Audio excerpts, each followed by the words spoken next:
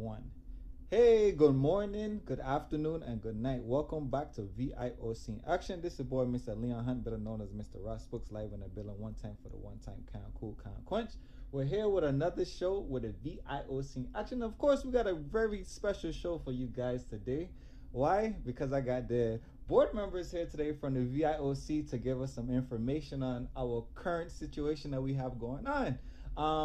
All across the world, we all have been affected from our quote unquote pandemic. And so in the sports world, of course, we're affected too. So I have our members here today, our president, Mr. Angel Morales, Chico, better known, and Mr. Ansen, our vice president. And today we're going to get you guys some questions, man. You guys send me some questions, and well, better. Who else better to answer those questions than the VIOC, the Virgin Island Olympic Committee? So how you guys doing today?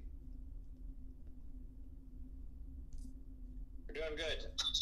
Yeah, man. I'm doing good myself. Just staying away from the crowds. That's true. That's true. As you guys can see, or you guys can listen, we're practicing social distancing. So we're doing a very good job across the world, at least as all as the entertainment community is supposed to be doing, is practicing social distancing. And right now we're doing that in Zoom. We're recording it live, and we have audio for you guys. So this is something different, and we want to make sure that we stay in compliant as the world do. And so we're practicing that today. So you guys, thank you for being on the show and practicing social distancing.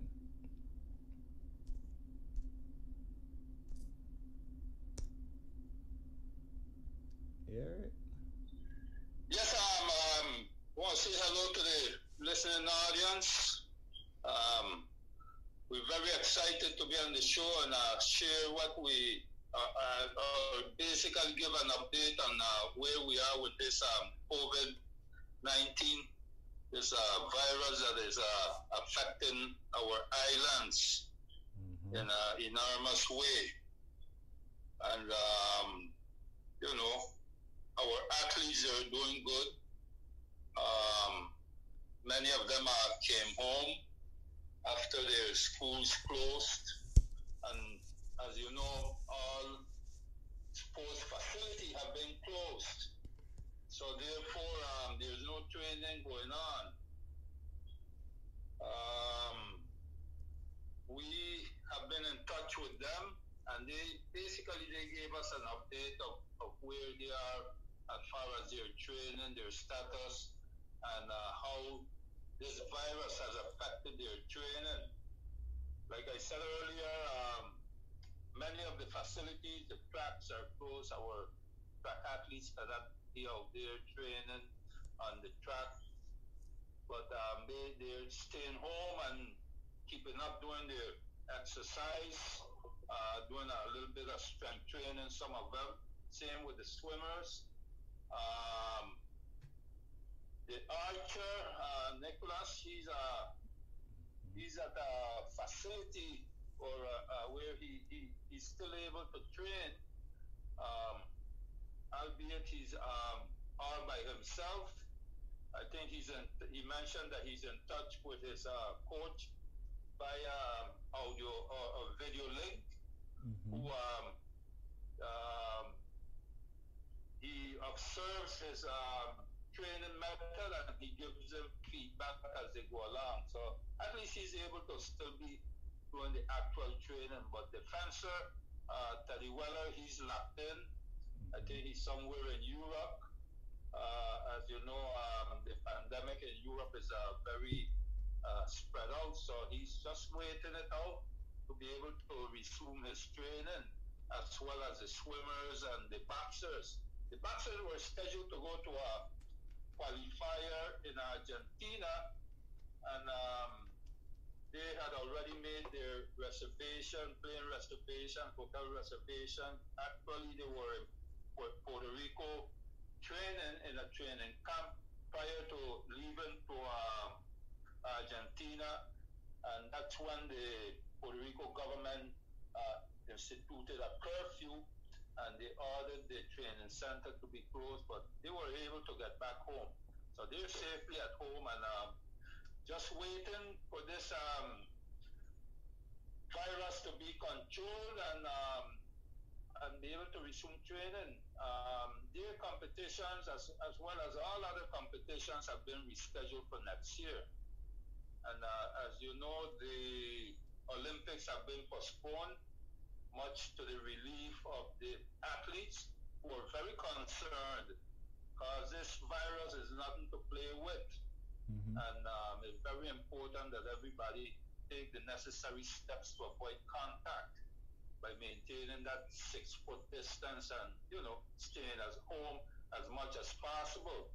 Because as it has been shown, this virus they're not prejudiced. They attack old, young, strong, weak, you name it. Everybody's game for this virus. So we have been mentioning to our athletes that they must, play it safe, wait until this is over, and resume training. Is there anything you want to add, Ansen? No, I think that it's important, though, like Chico had mentioned, that the athletes need to stay where they are. They don't need to be traveling. They need to stay away from people, and that's the most important thing at this moment. All right, so thank you for the update. So now let me get you guys. All right, so that's coming from the administration side of things, but athletes don't listen, and we just like to imagine somebody who's been training pretty much the last 4 years, and you tell them to sit down and relax, and they like, Lou, dude, like, this is what I've been working for, and like they just kind of keep still. But it is important to listen, but some of those athletes out there, like, they don't really take it as serious as we think that we have something approach us. So for instance, we have an athlete, Natalia, who is in Spain. She's currently locked down in Spain, and Spain is one. If I'm correct, that's the third country they have the most victim with the coronavirus. And she's a swimmer, but she's locked in, and she's like, well, how can she possibly train? And she's just in the house all day in the living room. And swimmers, they don't get faster outside of the water. So she's inside, and so dealing with the psychological effect of that situation, it's like Natalia's like, man, I don't know what's going on. I really do need to train, but it's not a good idea for her to be outside because we don't want her to get affected from it at all. So to iterate the social. When you have athletes who have been training for a long period, they have that nervous energy, which is sometimes is hard to control. But our athletes aren't the only one going through this. Right, everybody's affected. I'm sure they'll be able to, and in time they will be able to resume training. And the good thing about it is that resting now or not being able to train, their level will be dropped. But at least they have a whole year ahead of them to resume and get back to that on the way to achieve. So they just need to practice, good sense and realize that it was for the best that they cancel the games or postpone them until next year. Because one thing you didn't want was for the organizers to go ahead with their plans to host the games this July. And even though the virus may have quieted down, you never know if you have one or two athletes who may still have it. And as you know, in the Olympic Village, in that close confine, all you really need is just one or two athletes to begin spreading that virus again. So I think it was a very good move by the International Olympic Committee to make the decision to postpone. But the athletes, they will adapt. They will adapt, and I'm sure that by now they seeing the seriousness of this epidemic, that they're coming to a realization that yes, this was the best decision that could have been made for the safety of all our athletes. Yes, I definitely agree. And if I'm correct, this decision was made about a week ago. On March 25th, the Olympic Games was officially postponed till July 23rd to August 8th of 2021. So we pretty much now about 15 months away from the quote unquote new Olympics. So I got a question for you. How do you think, now that the Olympics have been postponed one more year out, is how does that affect the other Olympics after that particular time? So now it's not after this year, we'll have it in 21, and in 3 more years we'll have it again in 2024, or we'll have it again on 25. 2024, yes. The good thing is that the year after the Olympics, there are no major games, which is 2021. We still have some games coming up. There's the Junior Pan Am Games that will be there, but it won't affect our senior athletes. There's the Caribbean Association National Olympic Committee Games that are scheduled for June of 2021, which is a month before. But many of the athletes that will be participating at the Canuck Games won't be participating in the Olympics, and vice versa. Those athletes who qualify for the Olympic Games, they will not be participating in the games in Guadeloupe, where they will be held. In 2022, like I said, after the Olympic Games, it's a quiet year, and then we begin with the cycle. In 2022, we have the Central American and Caribbean Games scheduled. In 2023, we have the Pan American Games scheduled, and then back again in 2024 for the Olympics. So I don't think it will affect the cycle.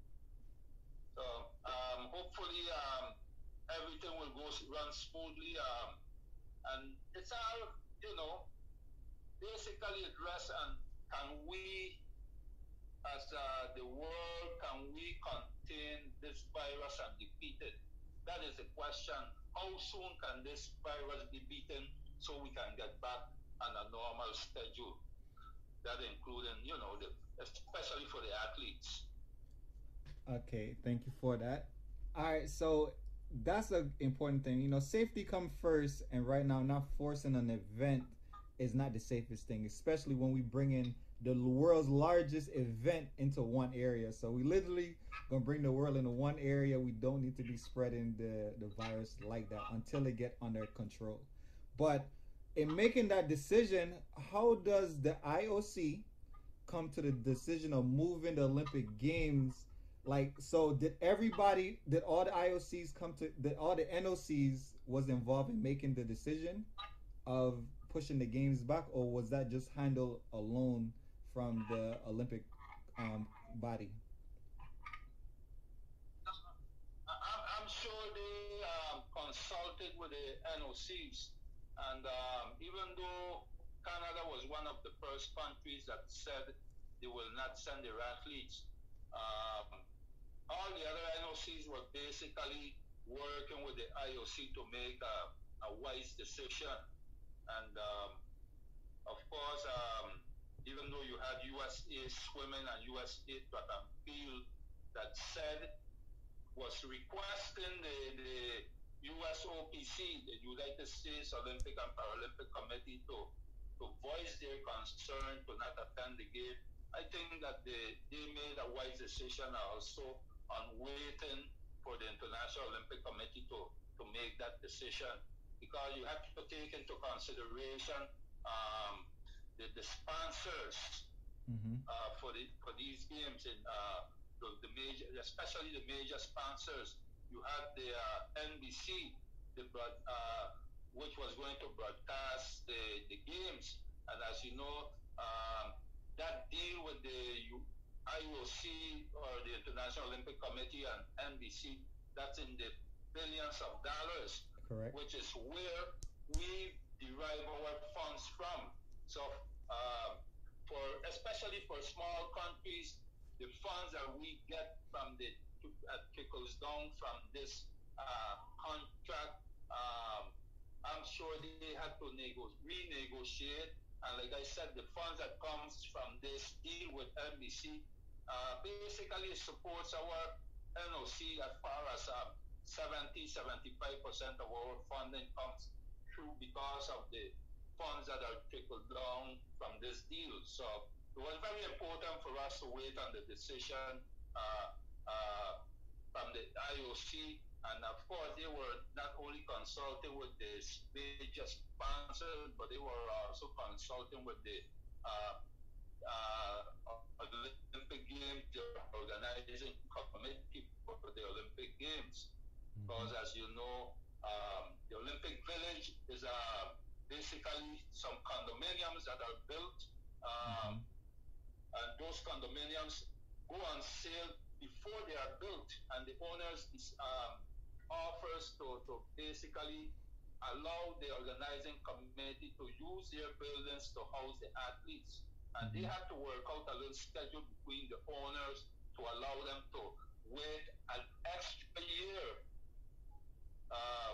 for these buildings to be available for the athletes, which constitute the Olympic Village. So there was a lot of stakeholders who had to be consulted before making this decision, and I think that they came up with the right one for postponing the games. Yep, I got it. Yeah, because let me see.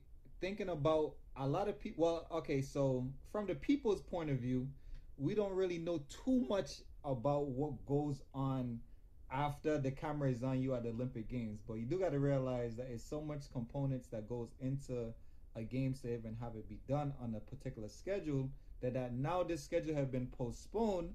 Like you said, these residential areas, people are supposed to move in after the Olympics go out.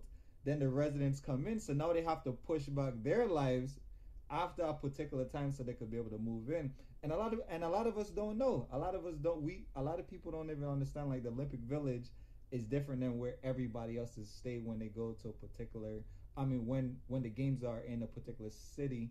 And so this particularly affects everybody dealing, although the games is in a city, it also affects everybody that comes to it too as well.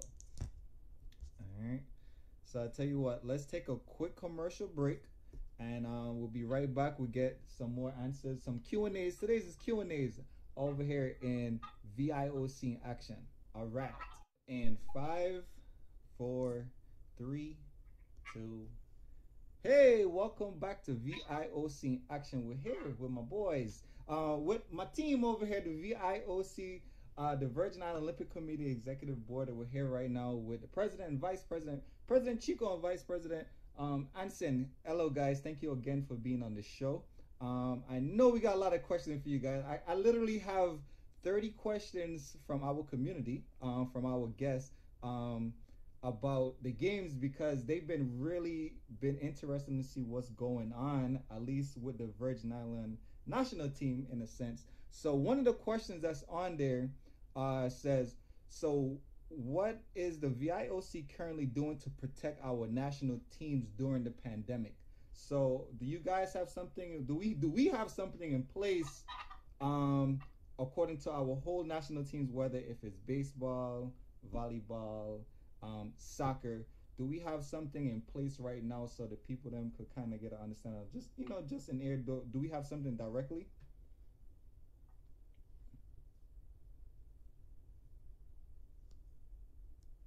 One of the things that as far as assisting our athletes, one of the things that the International Olympic Committee has done is they extended the assistance they were given. We had 6 athletes receiving Olympic scholarship, which was scheduled to terminate in July, but the IOC has extended this for another year. Mm-hmm. So they can rest assured that they will continue receiving that funding. And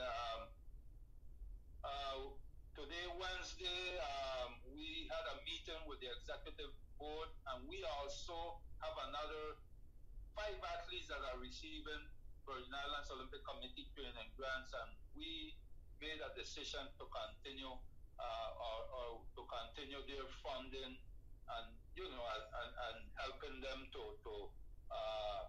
receive these funds to continue their training to be able to qualify for the games. But this is the assistance that we're given. Once this virus is under control and the international federations begin or reschedule their competitions, then the federations would be submitting requests for funds to send the athletes to these competitions to qualify. And of course, we will be there ready to assist them in sending them to these competitions. Yes, because I remember speaking to some of our athletes, and their one of their main concern was that since everything is at a halt right now, they was concerned about qualifying for the Olympics. So although the Olympics is now pushed back for 1 year, a lot of their particular discipline of sport, they're not certain when that window of qualifying is now, because we don't really have any answer. Everybody's practicing social distancing, and like you mentioned earlier, once we get it under control, but we don't know when under control is. So they're kind of frustrated, like, okay, well, when is our deadline? And then the people who's already qualified right now, do they keep their qualification until for next year, or do they have to requalify again? My understanding, and after I finish, Ansen can elaborate on this, because he was in a meeting with the IOC, a video conference meeting, which they held last week. But my understanding is that those athletes that have already achieved the qualifying standards, that they will hold for the following year. And like I said, those that haven't made it, at least they have that extra year to achieve those standards. But I'd like to let Ansen go ahead and give us a little information on what transpired in the meeting with the International Olympic Committees and National Olympic Committees around the world. Like Chico said, we met with the IOC to describe, so they could tell us how this was going to move forward. As of today, a little over 50% of the athletes have already qualified for Tokyo. Okay. Those athletes will hold their position, and they will still have their spot in 1 year from now. The remaining 40+% of athletes will still follow the same qualification policies and procedures that were in place before the games. They will just be pushed back, and once they start back up with all the international federations, they will still have the same standards and requirements that they had previous to the postponement. All right, so that's good for at least everybody to hear, because I know a lot of people who's already qualified. They're like, man, like, we know if it's been pushed back, we don't know if we get to keep our place again or try to qualify again. And now that it is pushed back, to the people who was panicking about, well, I don't know if I'm be able to qualify, I'm not where I need to be at this year, I may have some type of injuries. Now they literally have a whole nother 15 months before the next games. So pretty much a whole year and some to get themselves back together, to get back training. So honestly, this postpone has been it could look as a blessing and a benefit, because they don't have to rush. And now, like you said, it's about 50% of the athletes have been qualified. So that means between spring and summer, ideally we get a lot of qualifications between then. So I could see next year around this time, it should be a load of qualifications just coming in. And that even help us up too, because we have some younger athletes, or at least younger in the sense of who's just finishing university, that now get a whole year plus to go ahead and kind of continue their professional, post grad professional season and qualify for the Olympics. So that kind of turned out a benefit for us as well. Okay. Like you mentioned, right now we have one athlete who is injured, which is Muhammad Ali. So in a way, this is a blessing in disguise for him for this postponement, because it will give him a chance to recuperate and get back on track. Because if the games were being held this year, his window was quickly closing down. But now with this, he doesn't have to rush and try to get back into competition. Thereby, he'll be able to heal fully and resume his training to achieve that qualifying mark. So in a way, it's good for some athletes who had some type of injury to deal with coming up to the game.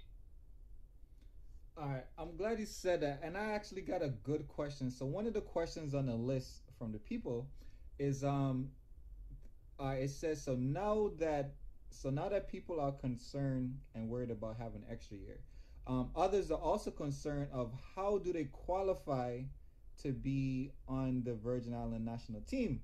So the question is asking, a lot of people don't understand the difference of competing for the Virgin Islands on the national team and being able to qualify for the Olympics, being on a national team or transferring from, say for instance, as we get a lot of time, people from America on the mainland come down to the Virgin Islands. They may want to do a sport. They do that sport within that year. They qualify for whatever event, and then they think that they could compete for us on the Olympics. But I think it is a difference between the rules and how many years it is to be able to be a qualified athlete for the Virgin Islands, correct? Yes, correct. We have had situations where athletes from the U.S. fail to make it, and as you know, they can move down.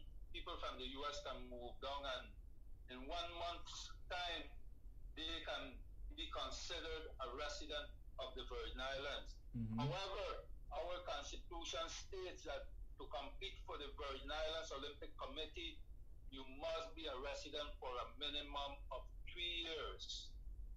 Okay, because we don't want to have an open door policy, and then these athletes who may be superior or have better qualifying marks come down and take the spots from Virgin Islanders. So we protect our Virgin Island athletes by making sure that anybody who relocates from the U.S. and establish residence in the Virgin Islands, they may be able to establish residence in the Virgin Islands, so to be considered somebody who resides here. But like I said, to compete for the Virgin Islands Olympic Committee, they must reside in the Virgin Islands for 3 years. And of course, they also have to, any athlete who wants to attempt to qualify to compete for the Virgin Islands must register with the local federation, that being the Virgin Islands Track and Field Federation, the Virgin Islands Swimming Federation, the Virgin Islands Basketball Federation, you name it. But they must become a member of the Virgin Islands Federation in order to be considered to be able to participate and represent the Virgin Islands.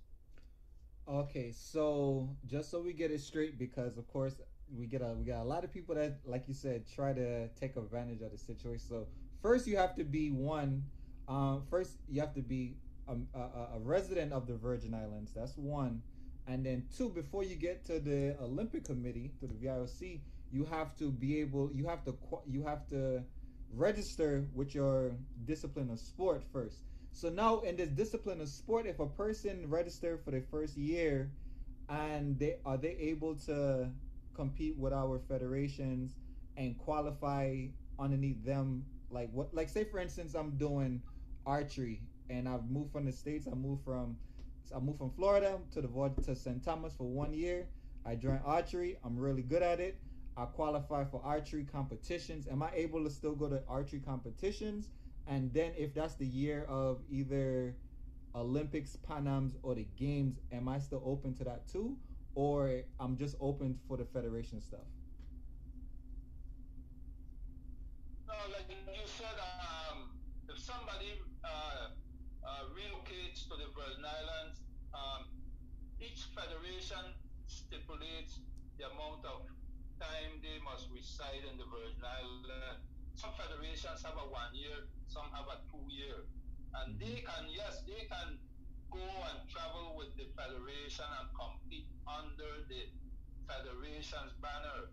But when it comes to competing and representing the Virgin Islands under the Virgin Islands Olympic Committee banner, they must reside 3 years, whether it's 3 years before the Central American Games, 3 years before the Pan American Games, and 3 years before the Olympic Games.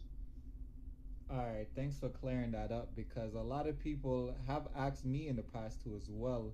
How long do they have to live in the Virgin Islands to compete for their federations? And then, cause most of this situation happened a lot with the senior athletes a year before Olympics, or at least 2 years. So 2 years out before Olympics, they'll come to a country, get residency, compete for them, qualify, and then the next year, it will be Olympic time, and then they'll go ahead and get a chance to go ahead and compete.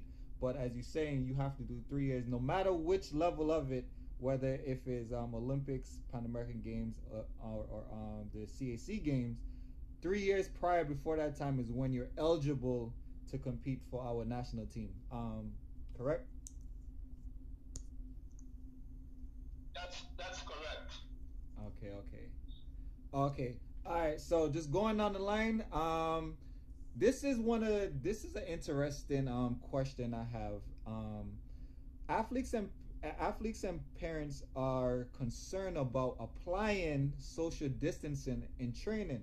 So I do know some social distancing, as they say, is 10 people or less, or with 10 people or less and a 6 feet radius, correct? And within those parameters, in competing and still training, I say still training and still training, how do they get that done? Because say for instance, if you're a person who does tennis, you could still go out there to the tennis court where if it's just 3 or 4 you guys, and you could still train and not compete because there's no competitions, but you could still train and practice. And such thing as even basketball is literally 10 people on the court. You just made the line at 10 people. Soccer, you got one. Well, actually, soccer you have it's 22 people, 18 people because 9-on-9. So the main question is like, how do they apply the social distancing technique that we're supposed to be practicing to sports? And because they're getting confused of, can we do it? We can't do it. How you supposed to do it? When's appropriate? Well, that's the reason why we have to wait this out and defeat this virus, because as you know, if it's basketball, you have 10 people on the court, but then basketball is quote unquote contact sport, where you don't have that 6 feet distance basically is eliminated. Same with soccer. Tennis now you have that net in between. But if you play doubles, sometimes you're gonna have the two individuals on the same side, less than 6 feet next to each other, especially when they want to, discuss a little strategy. So, like I said, previously, we have to wait until this virus is defeated for us to be able to safely go back out in the different arenas and, have the athletes begin their training. Because, many times athletes, even though if you're doing individual events, many of them have friends and they consult with each other, especially in training, when you're discussing strategies, etc., or, little tips on how to improve performance. So we have to wait for this virus, like I said, keep repeating, we have to defeat this virus before we were able to get back on the playing field. Okay, I got you. So as we wait for the new normality, how do you think that now, as we wait, that things gonna get changed now? Because everybody now, when we go places now, we're like afraid to touch things. We don't want to be around people. So now it's like when we get back into the new norm, how do you think athletes would take that, or at least people in the sports world, what's your point of view or take on the new normality when we get a regulation of the situation? How do you think the new normality is gonna affect us, our behavior, our social behavior habits, even in sports? Is it gonna affect us to the point where even when we get back and we okay to be around each other, athletes may not want to be around somebody, so you get a little discrimination in there. So it's like, so for instance, as we say, the coronavirus came out of quote unquote China.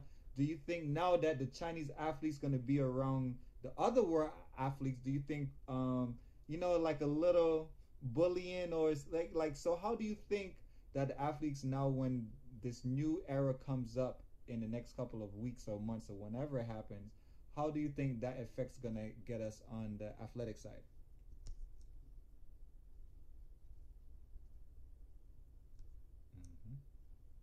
Athletes will go through a period of readjusting and getting back that trust, that it's everybody's okay. But I'm sure in the beginning, a lot of athletes will still be apprehensive because just getting over this, as you know, this virus doesn't play. It kills people.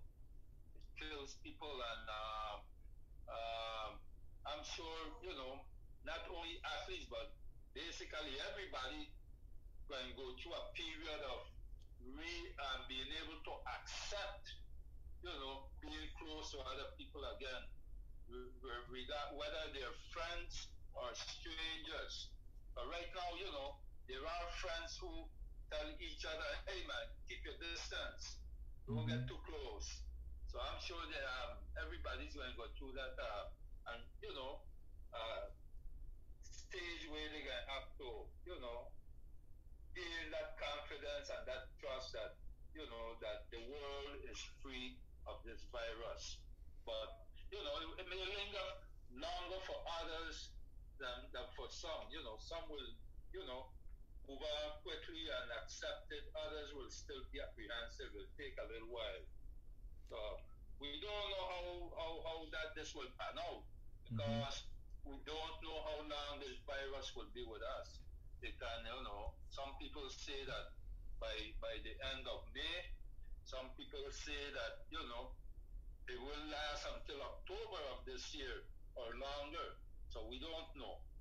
So we just have to wait and, continue the guidelines that are given to us, so we can eradicate this disease. So I got a question. All right. So say for instance, we regulate the virus. It's now the end of summer, let's say August, right? So everybody go back to school in August, and they still have some world championship. All right, so we get the virus regulated in August, and we have some major games, because after it get regulated, of course, we'll start seeing these other games pop up and sporting events.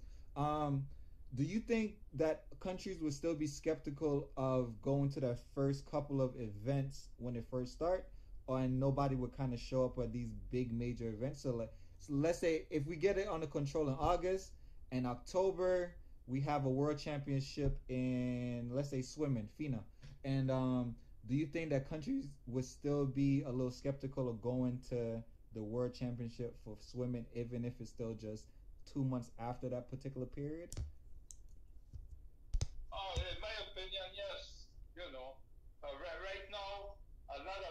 events that are scheduled, for June, for July, for August, for September have been canceled. I think just today they announced that the Wimbledon is canceled, and I think that's held in August. All major sports events have already canceled their events for this year and into next year. The French Open in tennis, they rescheduled it for sometime in September. I think the U.S. Open, which was going to be a week before that, they have already canceled their tournament. So there are many, and I think that FIDA will be canceling their World Championship also. That's my opinion. Same with track and field. As you know, the indoor track and field has already been canceled. Correct. And it's going to take a little time. It's going to take a little time.